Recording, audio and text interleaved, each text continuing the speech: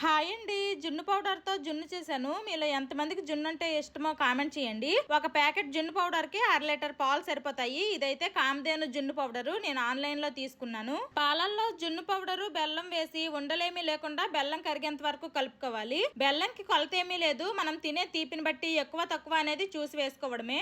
బెల్లంలో డస్ట్ ఉంటుందని ఫిల్టర్ చేసుకున్నాను. ఒక మౌల్డ్ లో పాలు వేసి కొంచెం ఇలాచీ పౌడర్ అలాగే కొంచెం మిరియాల పౌడర్ కూడా వేసుకొని కలుపుకున్నాను.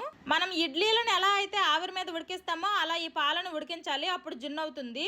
ఆ పాలు మీద కూడా మళ్ళీ వేరేగా మూత పెట్టుకోవాలి, లేదంటే ఆవిరి నీళ్ళంతా అందులో పడిపోతాయి. 15 to 20 మినిట్స్ ఉడికిస్తే మనకు జున్ను రెడీ అయిపోతుంది. మా అమ్మల ఇంట్లో ఆవులు ఉన్నాయి. ఆవు పాలతో జున్ను అంటే నాకు చాలా ఇష్టము.